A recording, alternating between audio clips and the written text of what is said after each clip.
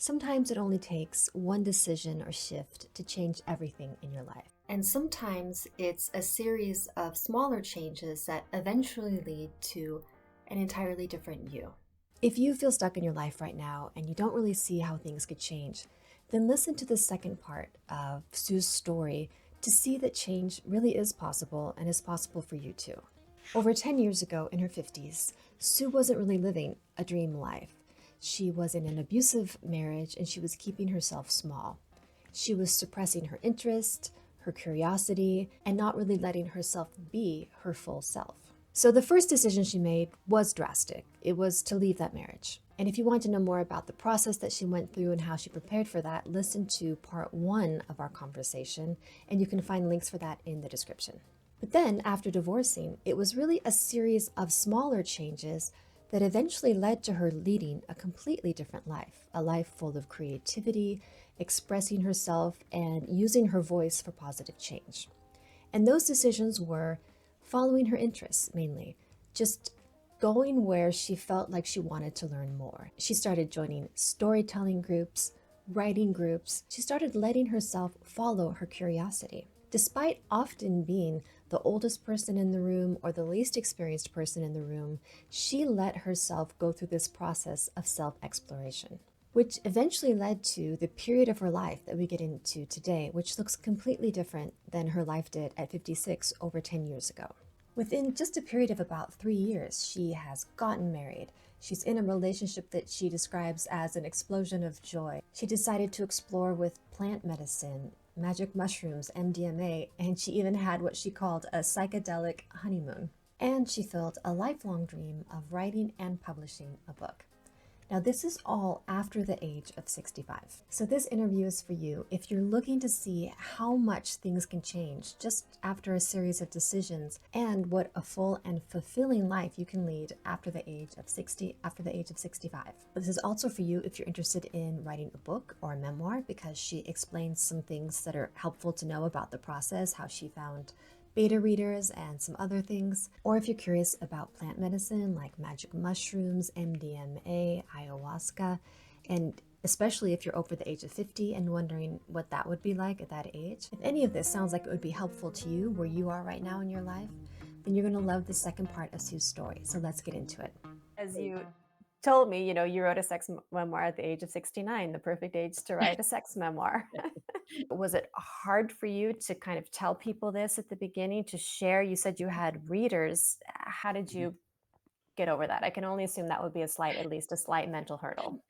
Well, it wasn't that difficult because I make sexual innuendos even at work, and so I probably could get in trouble. But I was in a DC professional women's group, and everybody was in their 20s, 30s, and 40s. I was the oldest person in the group, and so I would regale them with tales of sexual harassment in the workplace and how I dealt with it. And one of them is in my book called "Sitting with Scissors." And the guy came up to me, and he had been harassing other women. He was terrifying some of them, and I had been asking for a raise. Again, the money is tied into the sexual harassment and the power. And Mhm. so I came up to him and I had some industrial sized scissors. So I made sure I put them at just the right point so that we could have the discussion further with me holding the scissors. And so these women were like, "Oh my God," because that's so funny. But it's like a lot of times I see women now because they're fearful of being politically correct, Mhm. being afraid to some guys acting like a jerk. You have a right to react to it. But it's Mhm. almost like if I'm gonna get in trouble with HR if I react, it's like, no, that's not how it works. So I think just giving women a little bit more power to realize that despite the fact that you could be, yeah, and you can be harmed, is you have to be very careful. There are crazies Mhm. out there. But at Mhm. the same time, I think women have a lot more power at their fingertips and in the end of their scissors than they know. Mm. I love that. So Mhm. so the point was you were having a conversation, but as a prop, you just had a pair of scissors. You didn't actually threaten him with the No. Oh, scissors. I did. No, no, I Oh, was you cutting. did. I had galley proofs in those days, very thick, and they had these big, thick industrial scissors, and so I was cutting them, and he came over to me, and he was leaning right into me. It's in the book, and I just, put him right where it is. I didn't push real hard, but he got the hint. Jump back, Wow. B word, and he called me a dago, which I thought was hilarious because it's an old word for Italians, and the guy was really out of touch with reality. See, He's I don't out of even know what that word 1950s, means. confused. Okay. But it sounds like you had set up community structure for yourself. You were Yeah. going to these women groups. And so Mhm. already you had kind of created a safe space for yourself to be able to share these stories. Is that Mhm. where you found first? You said you had beta readers. Did you find them through this women's group? I know I've get them from all over, people I used to work with, people I work with now, people I've known. Because I've been working in a publishing of one sort or another for most of my life. I have, people who are graphic designers and editors and all kinds of friends that I could trust professionally. Okay. So I had a wide ranging number of people. You're in a field long enough. As a friend of mine once said, she says, "Is there any way we can go in DC without somebody you haven't worked with or worked as a contract with?" Like, I don't think so. Yeah, So it sounds like just the fact that you get out there and yeah, network or just interact with people mhm, gave you a base that made it much easier yes, to when you wanted to start creating something. mhm. It seems like professional groups or women's groups, different various types of groups have been a big help to you in your life. Would you say that's something that you've always been engaged with? I think, yeah, I believe so. I've had like support groups. I had a divorce support group that was very useful and helpful because I was terrified of what my next step was going to be and living alone in my apartment. To a certain extent, because I came from a large family, I'd never really lived alone. So it was my first chance to explore. But luckily, I had a great group of friends that, Mm. every time, you know, I Will Survive came on, Gloria Gaynor. It's like that was our theme song everywhere we went. So, I yeah, love it. yeah, I was very lucky that way. How do you find these support groups throughout your life? The writers support group, the women's support group slash women's group. These groups. How have you found them? In case somebody's listening and they think, "Wow, that's what I need. I need a women's support group. I need a divorce support group. I need a writer's support group." Yeah, but nowadays it's actually much easier because the support group Meetup had just started at that point, and Mm, so Meetup is actually quite valuable. And mhm, then a lot of times when you meet people like, I took classes and I had critique groups, and from there I would form, two or three people who were pretty good at what they did, and they were very interested in mine, and I was interested in their work. You just form friendships in odd places. Just be open to, like, I've had, most of the men that reviewed my work is actually have come up and been better editors and better critiquers than a lot of the women, because a lot of the women are like, "Oh my gosh, I can't believe you went through that," where the men were like, "Oh no, you got to rewrite this, got to make it more mm, visceral and tougher." So don't don't restrict yourself to like one gender or one age group or one, okay. binary or whatever, not, yeah, expand way beyond that. And Mm, that is helpful because I had people who were not just not binary. I had people who were not cisgender. I had people who were, from, and luckily I live in DC. And so most of my friends, I realized this the other day, almost all my friends were born in another country. So that's a big plus in living in this area, is because you have a different cultural viewpoint. So you have to mm, challenge yourself all the time. Well, this is the way I believe. Well, guess what? That's not the rest of the world believes necessarily. And I think that's a mm. good challenge to be with all the time, particularly people you love and they love you. So, Yeah. So it sounds like you found some of these groups. You mhm, meetup.com is a great resource. mhm. I've used meetup.com for years and I've met so many people through meetup.com, but it also sounds like you started some of these groups Yes, yourself. Like you I just did. took the initiative to start these groups. So if Mhm. somebody's listening, if the group that you want doesn't exist, you can always start that group yourself. Yeah.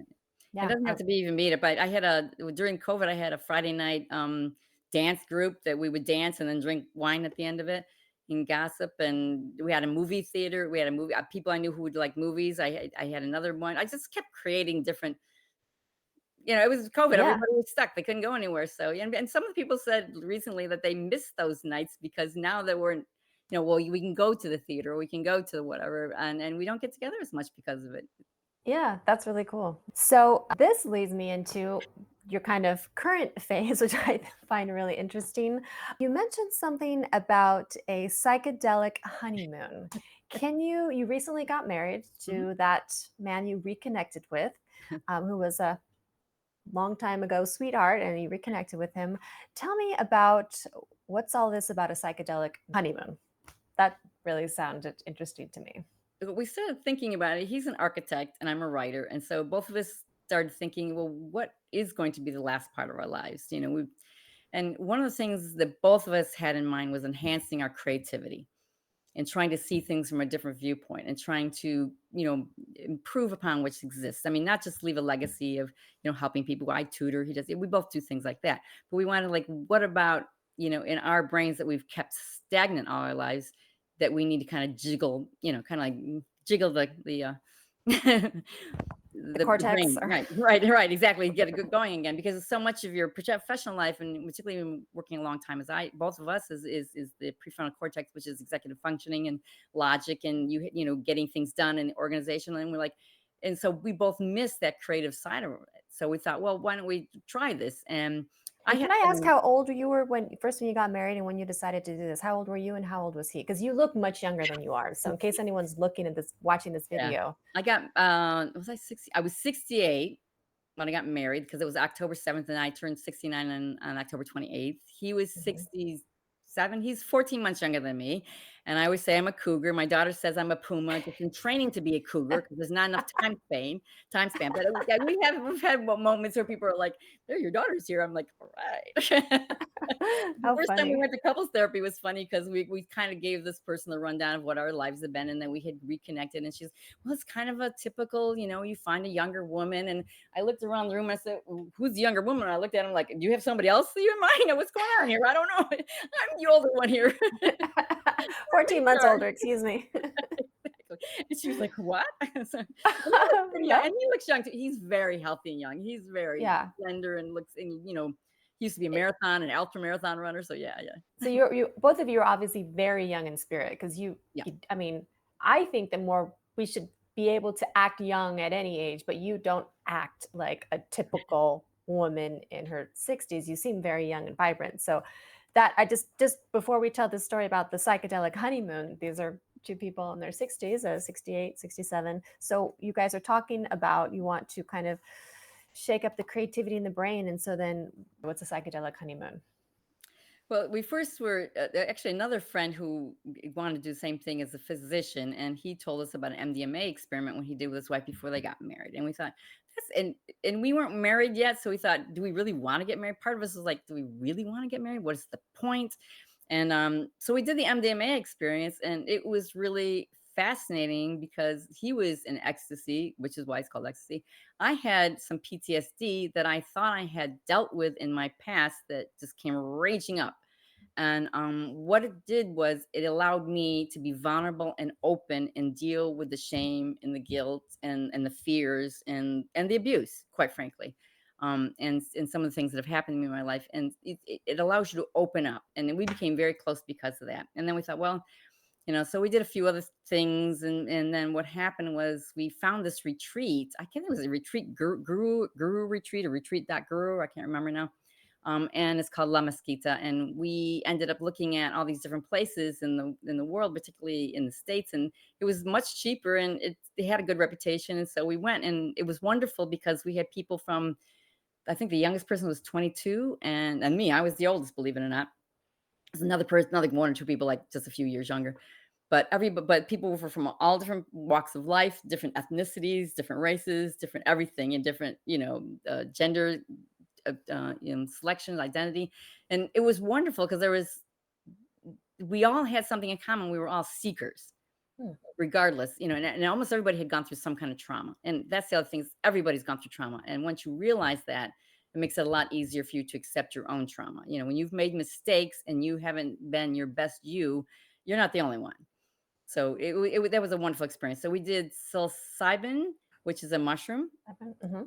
and San Pedro, which is mescaline. And San Mm. Pedro is actually a cactus that grows all over the Southwest, all over this Latin America, all over Mediterranean, all over Africa. It's a very common cactus.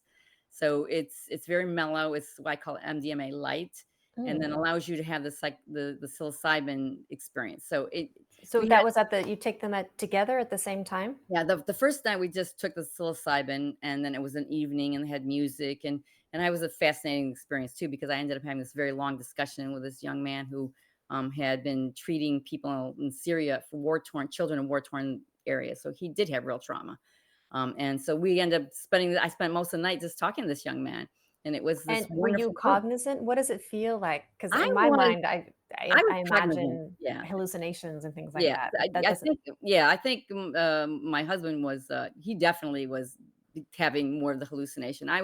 He said it was funny because he came outside because they took me outside and I was kind of absorbing other people's pain. And this guy just sort of grabbed me and said, you're too empathetic. You got to get the hell out of here. So he took me outside. And that's when I had this discussion. And my husband, Rod, came out and said, everybody else is like losing it. And I could hear Sue, oh yes, it would be good for you. Very, very rational, I mean, Yeah. this practical conversation, Yeah. and I was definitely hallucinating a little bit, but I had some good ideas. So So what did that do for you? How did you feel? I mean, what's the point? What was the I point in general, and what did it give to you? well, I was getting to the point where, particularly with the news, and I'm a news junkie because I grew up. My father's a newspaper. I had the first newspaper in the day. I grew up on a newspaper and desk, and I was getting to the point where I had such depression over what's happening in the world and the wars that we've caused in many cases, and you know. And just even what's happening in the United States with all of the assault weapons, these military weapons of war that are being used on the streets, and I just was beside myself. Where am I going to live? What am I going to do? How can I get my kids out of here? I was in despair. So it was nice to be someplace where you had people from all over the world who had similar issues, not exactly the same, but that could share. It was just 5 days of just sharing because Mhm. we had integration sessions. We talked about it. We did meditation. You set up an intention, and then you go through this experience, and then you journal, and then you do integration. You meet with the other people, and we're actually having a reunion in San Francisco on in October 11th to 12th with like about half a dozen of these same people who are coming from all over the world to go to this thing. That's how attached we got. Wow. Yes, and it was interesting though because the man who runs it said that he always has really good groups, particularly the all women's group. He said, but he had never had a group that was mixed like that that was so close. And Really? he had to credit. He was very nice. He kind of credited my husband and I a little bit because we were kind of like bringing everybody together, kind of thing. So Wow. So now, could you have had, because I've never done any of these plant medicine, as Mhm. they're called, or Yeah. medicinal psychedelics. So I'm Mhm. curious, do you feel like you could have done this without the medicine? Because you got together, you talked, you met with other people, you were in a different environment. Specifically did the actual psychedelic add to it for you? How did that make it different? I had started out doing assisted therapy with somebody in Florida and with ayahuasca as well, and I had Hmm. an incredible experience there. I recommend with people, particularly if you have the resources, to find someone who's assisted, and you can do that. There are psychedelic societies almost everywhere now. Hmm. We go to integration groups where we talk about the psychedelics and the experiences we've had, and different people share. You can't talk about where to go or how to get it there, but as soon as you get in the parking lot, you can talk about it. Oh, And how so funny. so that's what we do. So we have a support group, an integration support group. We've gone to a couple of them now, and that's where you kind of get your information. And at one point, the first experience we had was just we were at a wedding. We were in an Indian wedding, for heaven's sakes, and he just out of the blue, this physician said, "By the way, you seem like you two would be like the perfect candidate for blah blah blah." And I'm like, "Oh, really?" And we're like, "Yeah, sure." So I was a little more hesitant. He was a little bit more open minded about it. I had Uh-huh. done drugs much younger, but so I was like, I don't know, Yeah. I'm gonna have a heart attack. Who knows? My age, kind of thing. So I had to do the research. Once I did the research, and there's a lot of research out there. There's a lot of YouTube videos, and anybody who's I don't know if any of your viewers want. There's a Dr. Gabor Mate is very Mhm. famous. He's got some great videos, and there's a number of really well known scientists who can walk you through what it does to your Mhm. mind. Because ironically enough, I had been contracted to the National Institute of Drug Abuse and the Substance Abuse and Mental Health Services Administration. Those were the Mhm. contracts I were on. So for many years, I was in meetings where we discussed what the difference between use, misuse, abuse, addiction is. And, Mm. and so then, so I, that was like keenly on my mind. It's like I need to know the research, and the research was stilted and stopped for quite a long time. So it was hard to prove that these things work very well with PTSD, particularly, and people who have gone through, and also people who have gone through very sexual abuse situations, sex trafficking, and there's some pretty awful stuff that people have gone through, and the psychedelics are really making a breakthrough because the antidepressants just kind of tamps everything down, but the Mhm. psychedelic allows you to express it and then be able to move to the next step. Mm. A lot of times the antidepressants just keep you in the same place forever, and that's why people are Mm. terrified of going off the antidepressants. So Yeah. They Yeah, just keep you in a state of numbness, tapping yeah, things down. Yeah. yeah. So what for you, what was the difference between ayahuasca for you personally? What did you feel like was the difference between ayahuasca, psilocybin, am I Those saying that are correct? doing with the mushrooms. And the mushrooms, and then there was a third one that you mentioned that We have was 2, it's MDMA as well as, San Pedro. MDMA Yeah, and San Pedro. For yeah. you, what did you get out or what would one get out of each one of these? It's What's the interesting that difference? each one of them are very different. I think the MDMA works extremely well with, it's a loving Mm, because it's oxytocin, which is in your body, and women have it more than men because they breastfeed. It's a bonding with your child, and mhm. so you have that incredible love feeling, and that helps people talk about some very difficult things. So it's So it's good usually to do in a couple maybe? it's good to do in a couple, and it's even good to do in therapy when you're having difficulties, when you something you need to express. The When you did that with your husband, did you do that with a facilitator, or was it just you It 2 was a together? facilitator. We did it Okay. with a facilitator, Mhm. which was fascinating because at one point I wanted to leave. He was fine. He was nice and happy, a little angelic over there. And at one point I just wanted to leave and they put a weighted blanket on me to keep me warm and keep me comfy. And I Wow. kept saying, if it wasn't for this blanket, I'd leave right now because I was having abuse from my child and abuse from my marriage and everything. It just kept popping up in my head. I'm like, I don't want this. I want the fun stuff. What's going on? Yeah. So at one point I just said, I'm gonna leave. I'm gonna leave. And so I took the blanket off. I went to the bathroom because I had to pee, came back, put the blanket back on, said, if it wasn't for this blanket, I would leave right now. And then we all laughed because, oh, well, you just took the blanket off. I'm like, oh, well, oh, Okay. never mind. But I was able Okay. to have a wonderful experience. And my brother had died at the age of 58, and I had a wonderful memory of him. And Oh. MDMA, nothing is, there's no, it's not a hallucinogen, it's an Mhm. empathogen. So you just see things from your life Mm, and enhanced to a certain extent, and you were able to let people go in your life who have died. It works very well for grief. okay. Ayahuasca, on the other hand, is more of a it's almost like a I did not believe there was gonna be a spiritual awakening with me because I'm kind of an agnostic, and I'm like, I don't know about this." But the second time I took ayahuasca, I did actually have the Mother Aya coming to me in this vines and wrapping me up because basically I took care of my I'm the oldest sibling of 4, and I took care of my siblings, and I had kids of my own, and I'm the oldest, so I have a tendency to take care of all of my friends the same way. And Mhm, what the ayahuasca told me was, "You have enveloped everyone with support your whole life. It's time for me to support you." And relax mm, and calm down, and it feels very peaceful. So that was so very much your personality and what you bring to it. It could be like he's a middle child, so he was always like the forgotten child. So he had an experience of you're not forgotten, you're a human, you're here, people love you, kind of thing. Yeah, so mhm, it depends on what you bring to it, and but mhm, everyone has a different experience. I think we recently did LSD as well, and that is a little bit more consistent, but I didn't get much out of that. But okay. yeah, And so and then what about the the psilocybin, the mushrooms? What the mushrooms are interesting because, it is a hallucinogen, but what we took was very I think it was very light hallucinations from my memory of back in the '70s where you didn't know what you got off the street kinda thing. So it was more of a just bringing things together, and the other good thing about the assisted is that we use music, and they're really good at selecting very good music for these different types of experiences that you're having, and that kinda helps guide the experience a little bit too, hmm. so, yeah. So do you feel like it has helped you change these the psychedelic honeymoon? Like, has it kind of helped you, I don't know, achieve some new state, or what has it given you? It's given me hope. It's given me hope for humanity. It's given me hope. As a matter of fact, when the last trip I took, it had just been when Kamala Harris had been, declared the person who's going to be running.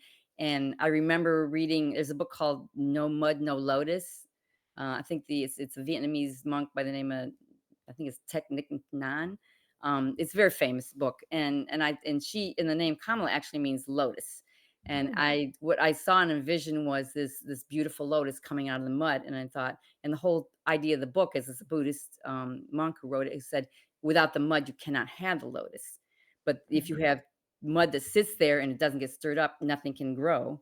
If it gets stirred up too much, everything will die. So it's a very delicate balance. And then I thought to myself, of all the mud that we've had to put up for over the last 8, 10 years, maybe now it's time for the lotus. So it gave me this hope, and I try to explain that this is why I think it's important right now, hmm. particularly for women. Yeah. Can I ask as a personal question, but do you still go to therapy now, and is it still helping you? if No, you I did? haven't done No? therapy in a really long and regular traditional therapy, not in a very probably, a very long time actually, since because I've been doing different I don't see any need for it. I'm more of an exploratory Mhm. part of my life because, I Mhm. mean, when you don't have children at home anymore and your children are I mean, my daughter's a writer in LA, and my son's an engineer here, so that they're all taken care of.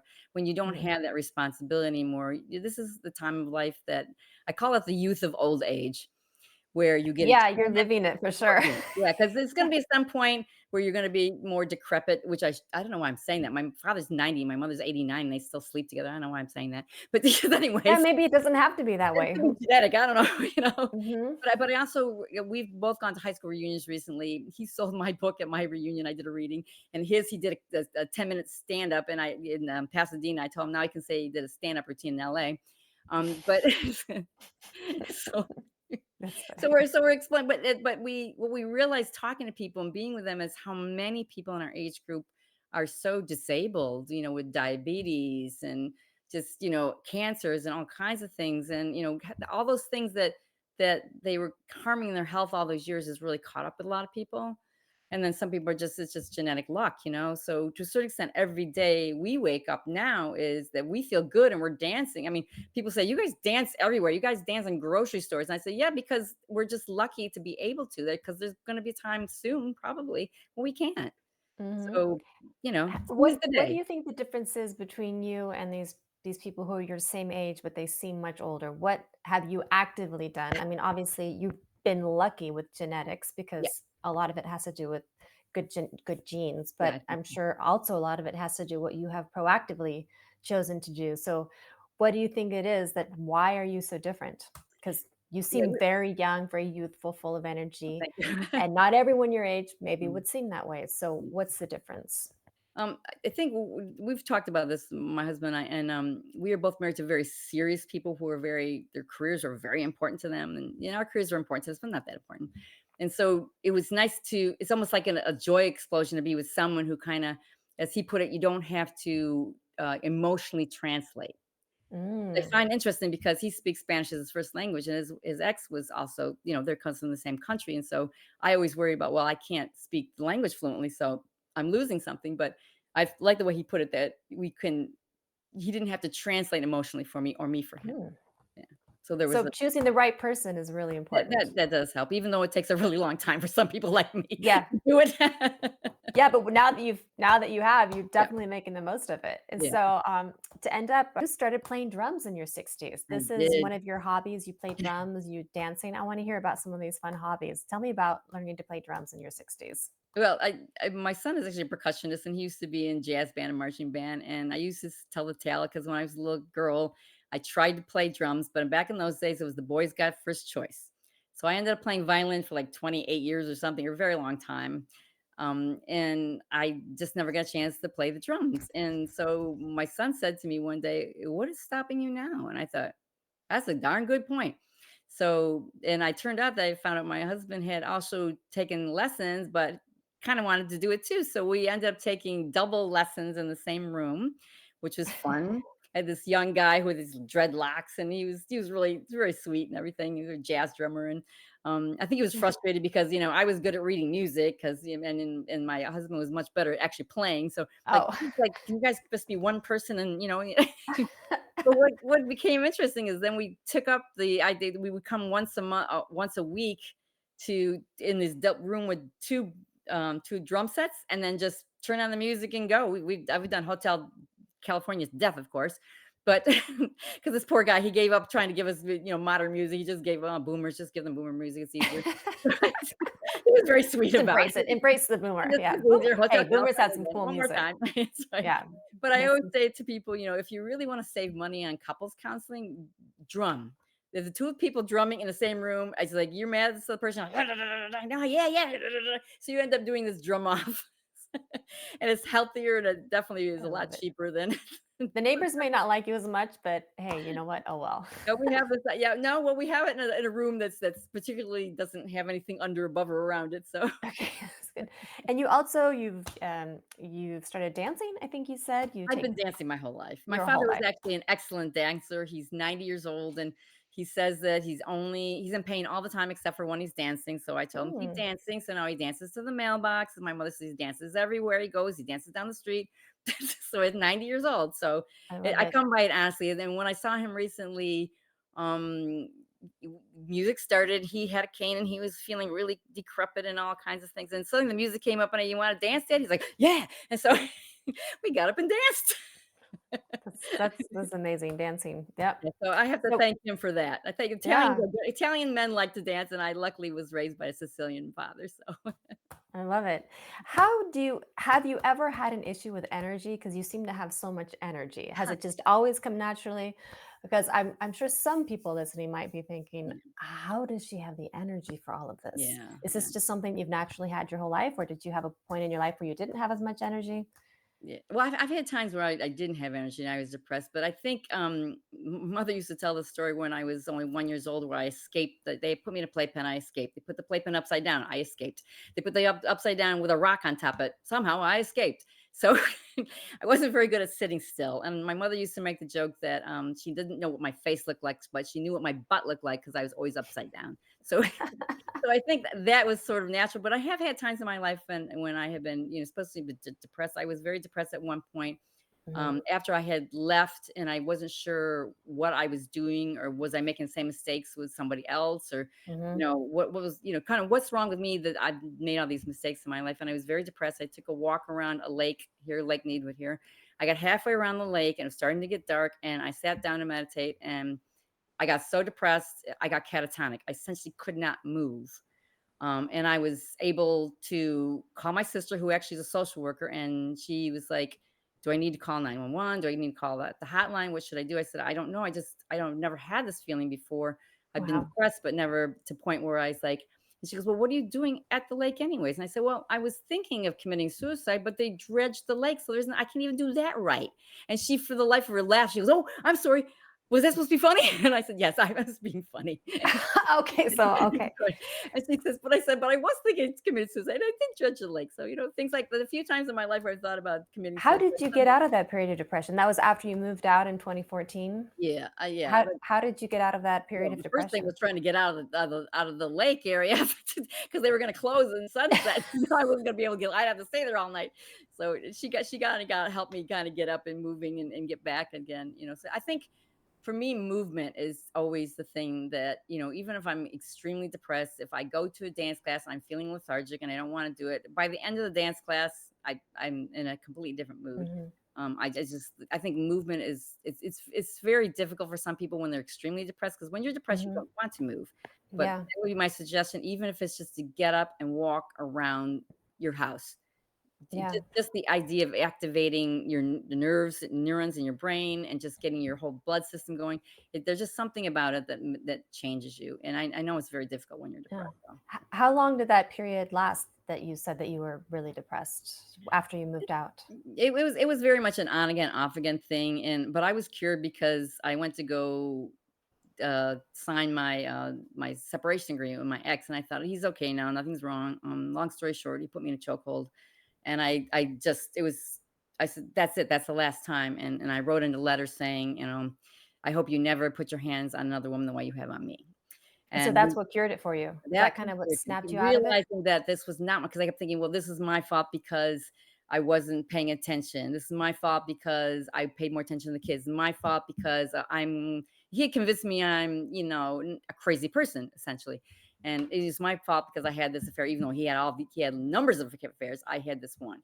And Mhm. so it just something snapped to me and I wrote that note. And it was funny because he was trying to convince his lawyer that I was crazy to get more money and he forwarded to this, and it was a woman lawyer. And like the next day, I had the separation agreement on my desk, and my lawyer was like, "What happened?" I'm like, so I told him, and he said, "Do you want to prosecute?" I said, "No." I said, I went a long time without doing it, so I'm not going to do it now. I'm drag anybody through court. This is crazy. So yeah, So it was basically kind of probably the rage of realizing I've Mhm. been taking the blame for Yeah, something that was never my fault to right, begin right, with. right. That wow, what a great story. So I can only imagine how entertaining your book is. Again, The Practical Seductress. And if people want to find out more about you, get your book, where can they Mhm. find you? The probably easiest way is on my website at suecamione.com, and it's an Italian word, so there's lots of vowels in it. Sue, Mhm. CAMAIONE.com, Okay. and also it's available anywhere books are sold. So, and Okay. if you Well, want to it know more about my this writing style, I have a number of blogs, and those blogs can kind of give you an idea and a feeling because there's like a quirky slant from the biologist pop viewpoint, and that tells difficult stories sometimes. So. okay. What is your next project in life? You seem to have so many fun things going on in your life. What's the next thing you're doing or your current project? What are you working on now? What fun things are you working on to give us some inspiration before we I'm go? yeah, I'm trying to sit down and do what I did with my first book and to write the second book, but it's not because the publicity and the marketing of the first book is kind of interfering with sitting down for the second book. And I maybe we'll have another pandemic. I don't know. So Oh gosh, I hope not, please. I hope not either. I really hope not. And Yeah. so yeah, and I'm going to a watch party tomorrow night to watch the debate. So I've got a lot of things going on at once, but definitely I have a grandchild coming pretty soon in the middle of October, and that's going to be Okay. interesting. So, but yeah, Fun. I will be writing another book, and it will be a dark comedy, and there will be domestic Okay. violence in it. So yeah. Okay. And this will be an autobiography or a I think I'm fiction? going to have a fiction based on true life, true, things Okay. that actually happened. I originally was going to do a trilogy of memoirs, but I'm thinking you start worrying about your kids, which I mean, I've talked to both of them, they're fine, but at the same time, I don't want to really put them in a situation where like, oh my god, my mother's being my mother again. So Mhm. I mean, they must be used to it by now. I don't they know. are, But yeah. And the best card I ever got from my daughter, she was there was a little girl with her hands over her face, and then you open it up and it says, "Please don't tell me she's dancing again." I love it. I mean, that can only be a good inspiration. Well, thank you so much for sharing your many stories of reinvention. I probably missed many of them as well, but thank you so much, Sue, for joining us. And thank you, Hannah. That's the end of this interview so far. If you want to watch the other half of this interview or see how another woman reinvented herself over the age of 35, you can click on this next video here or on the playlist there or in the description box below. And please let me know. How would you reinvent yourself? Please write your answer in the comments below. And if you like this video, the number one way that you can say thanks to me is to hit the subscribe button and then hit the thumbs up button for this video.